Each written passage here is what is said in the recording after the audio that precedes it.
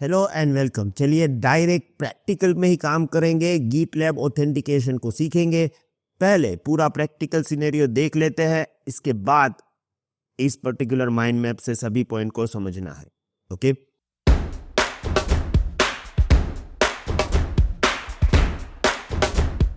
सबसे पहले मैं क्या करता हूँ, एक गीट बैश ओपन करके एक लोकल रेपो बना रहा हूँ। तो वो तो हमारी स्ट्रेट फॉरवर्ड प्रोसेस है। Let's do this. क्विकली करूंगा।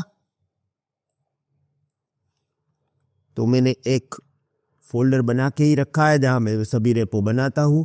ओके, यहाँ पे एक ऑलरेडी डायरेक्टरी है, तो एक नया बनाते हैं, mkdir new code, cd new code, और यहाँ पे इसको हम बनाएंगे git repo, राइट। सो कमांड है git init।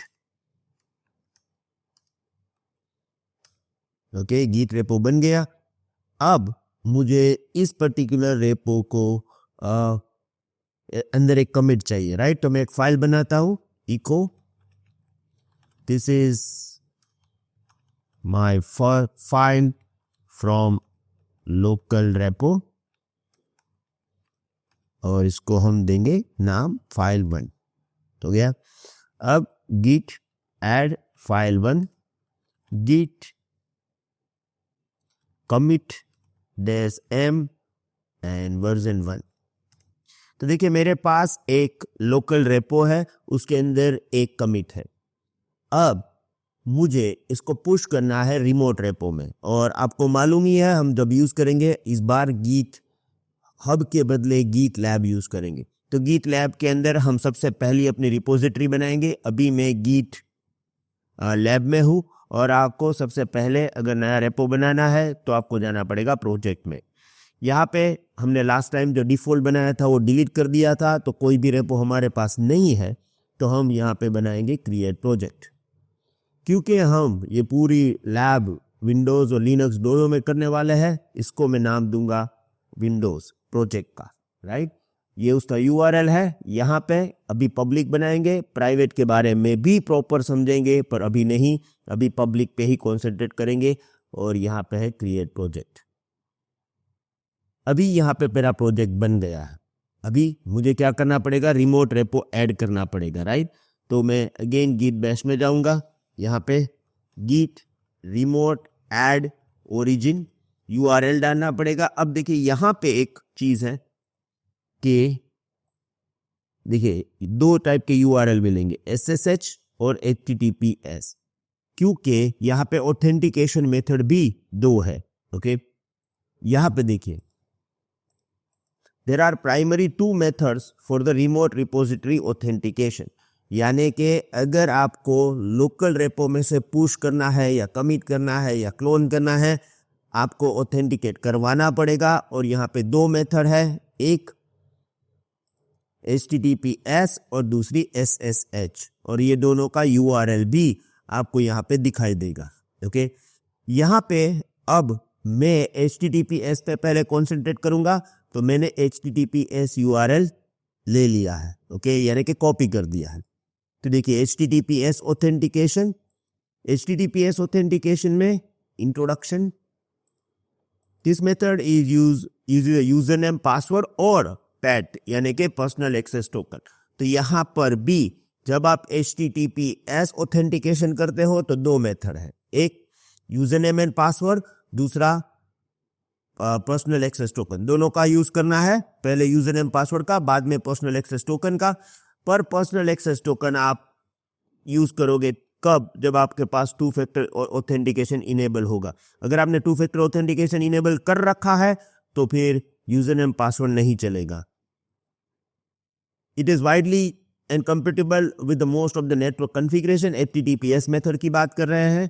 The communication is encrypted over HTTP using SSL and TLS, and HTTP authentication with GitLab having the two options। इसके पास भी दो है। तो देखिए सबसे पहले हमारे पास है HTTPS authentication and SSH दो। HTTPS में भी दो है, कौन से, username and password। This is a straightforward method where you can use GitLab username and password The method is generally suitable for individual users who don't have two-factor authentication enabled, and however it is less secure compared to the personal access token, especially for the user who do not have activated two-factor authentication. तो सबसे पहले हम user name password वाला method ही देख लेंगे Windows में और Linux दोनों में. ओके, तो अब मैं क्या करूंगा? Okay, 1 second. यहां पे मैं पहले SSH URL जो मैंने ले लिया था उसको पेस्ट करूंगा. यहां तक कोई प्रॉब्लम नहीं है. ओके, मैं ई भूल गया था, वेट. यहां तक कोई प्रॉब्लम नहीं है. अब जब आप पुश करोगे कमिट तब यूजर नेम पासवर्ड हमें देना पड़ेगा, राइट? तो मैं करूंगा git push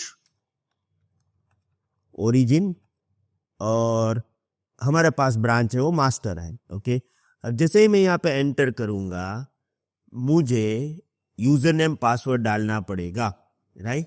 अब देखिए यहाँ पे दो ऑप्शंस है, one user name password and the second one is token.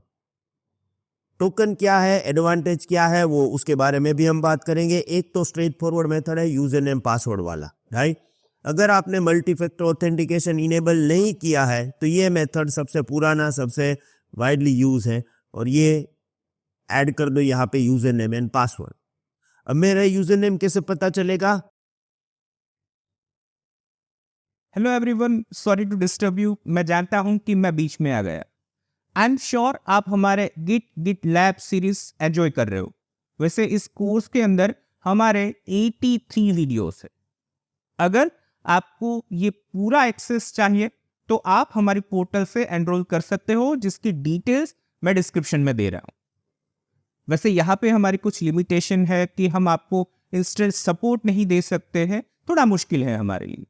पर अगर आप हमारे कम्युनिटी मेंबर बनते हो तो वहाँ पे हमारा सपोर्ट इंक्लूडेड है, लाइफ टाइम अपडेशन इंक्लूडेड है, कंप्लीशन सर्टिफिकेशन इंक्लूडेड है, साथ में weekly life time live session with Bhavesh Attara included है.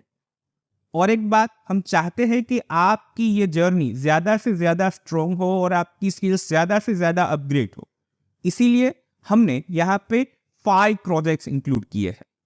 हम यूडीमी पे भी अवेलेबल है, आप चाहे तो वहाँ से भी एनरोल कर सकते हो. अगर मैं लैंग्वेज की बात करूँ तो हिंदी इंग्लिश दोनों ऑप्शन अवेलेबल है. अगर इसके रिगार्डिंग आपको कोई और क्वेरीज है तो आप मेरे पर्सनल नंबर पे कांटेक्ट कर सकते हो. मैं चाहता हूं कि आप फर्स्ट 100 स्टूडेंट्स में से हो और इस ऑफर का ज़्यादा से ज़्यादा लोग एडवांटेज लें. Thank you.